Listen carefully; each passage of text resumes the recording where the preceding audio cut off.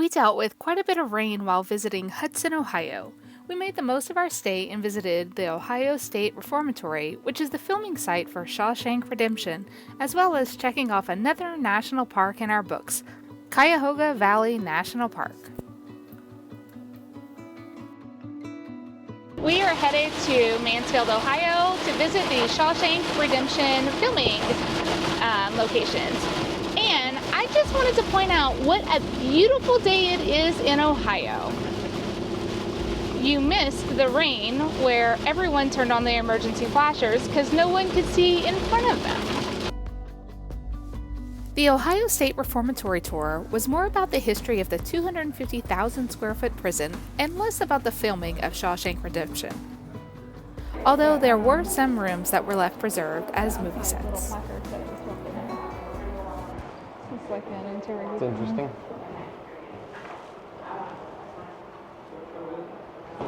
It's creepy. Yeah, it says do not shut door, which kind of makes it feel even more creepy. So, my question is, was it actually filmed in here, or did they just recreate it? Oh, it was. It said it was filmed in here. It says it was filmed in here. Yeah. Oh, I don't like this. This is not my favorite part. Do you want to go in there? Do you? I'm like not even willing to stick my head in I have there. like vertigo. Oh, is this just another one? Yeah.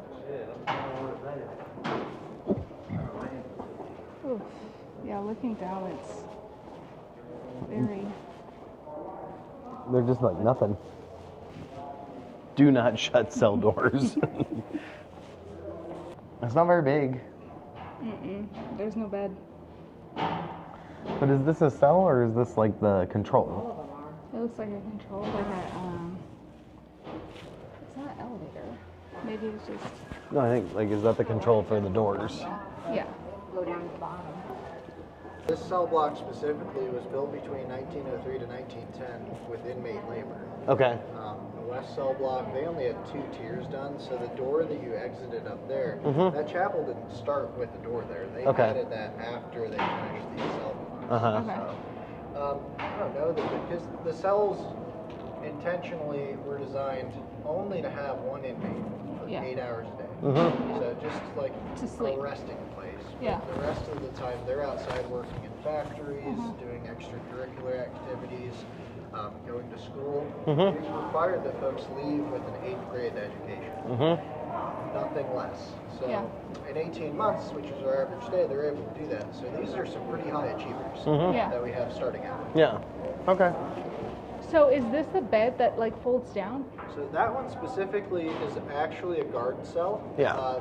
The lever and the little pulley system there, that allows you to open and close all of the cells on the range. Oh, okay. It's like the comforts of home.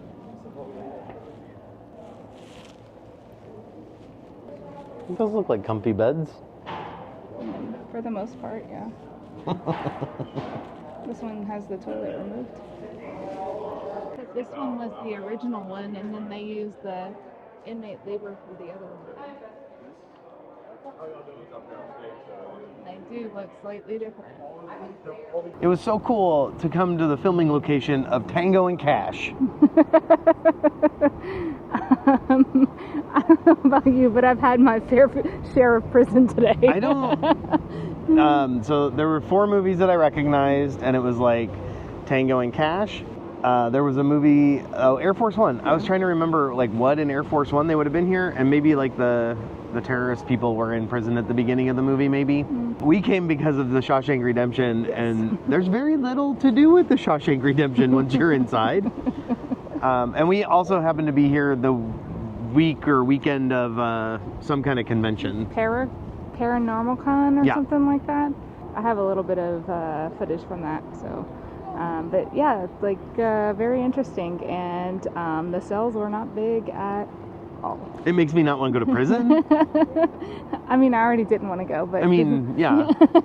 I like didn't want to go before, but now even more so. Yeah. This is a trailer that turned over. And we don't know, like, the winds didn't seem that bad.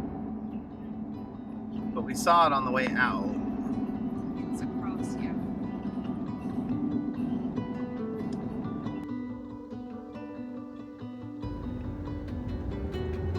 We are headed to Cuyahoga Valley National Park. But first, we're driving through a little town called Hudson, Ohio.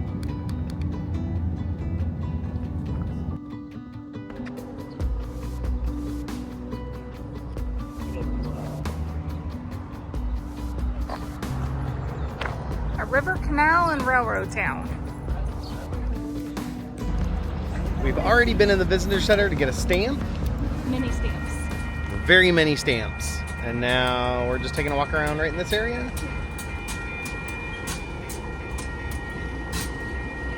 We're gonna find probably a short hike to do today before heading back to the dogs. Doing some map checking. It's a very tall map.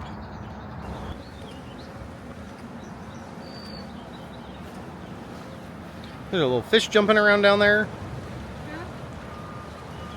I just saw a fish jump. I'm gonna tell you, oh look, it's a cutout spot for you to drop your camera in the water. Oh, this is a neat little kayak.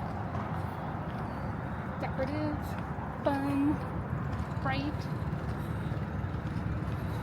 There's a lot of paint. North, south. We've reached a critical juncture. It says Stanford House is a quarter mile, so I think we're gonna hit that before we hit the Brandywine Waterfalls. There was a little bit of a disagreement on whether we were going north or south, and a fellow person, biker, said where Nick pointed north was north. So just to be clear, who was right? In this very small instance, Nick was right. Did you drop something? I got a junior ranger badge. Oh. Emily's a junior ranger now. I'm sure whoever dropped it is not going to be happy once they realize that, but rather not have the litter in the park. With the amount of rain we've gotten, it's interesting that there aren't like puddles like this everywhere. And I'm glad that it's like paved trails. Maybe that's the benefit of Converting a town to a national park. bringing the parks to the people. Mm-hmm. Take old decommissioned roads and make them hike and bike trails. Well, our quest for Brandywine Waterfalls kind of ends here. The road appears to be pretty flooded. And they said that there was a walk around, but I don't think they were talking about this part. No, I think they were talking about what we just did. There's their walk around and then you didn't. Remember a few minutes ago when I said, with all the rain we've been getting, it's surprising there's only this one puddle. We found the big puddle. Huh. This is where all the water's coming. Alright, I guess we're heading back this way. So we're not even a mile from the visitor center, and I don't really know what to do because maybe we can see about going to that ski lift or something. Maybe. Or at least seeing it. We were really hoping to get to this waterfall, but that's not happening. You were looking at your phone. Sorry. You weren't hiking. Oh. I said pretend like you're hiking. Oh, here I go. Okay. I'm pretending like I'm hiking. Yeah, because that's how we hike. We march places. You've entered the parking lot for your destination. Thanks. To the falls. Found another path to the falls. Ready? 1,000,000 stairs. This is gonna be like that place in... Where were Kentucky? Was that Kentucky? No, it's when we were at Lineman. Was that Georgia? It was, yeah, it was the Cloud Yeah. something state park. Yeah. And they're like, don't walk down here if you don't want to do 1,000,000 steps up. And we did. And guess what? The waterfall was meh. It was very meh. This I one can- appears to be better. Yeah, I can see it and hear it.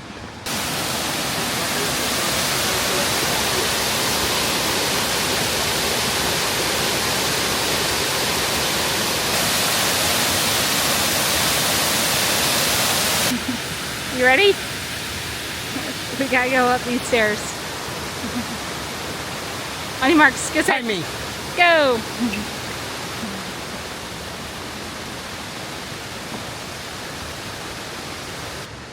That was a worthwhile one. It would have been better if we got to hike up to it. But parking and taking stairs is fine too. Well, we hiked 2 miles, didn't get to it, and then went back and came here. Yeah. Brandywine Waterfalls. It would have been nice to go to the bottom. Yeah, I don't think there's It's really too bad. there's no real way to get down there. No. So you just get a vantage point of like middle, but not the bottom. We are in downtown Hudson and we had a recommendation to eat at Palms Pizzeria, so that's what we're doing.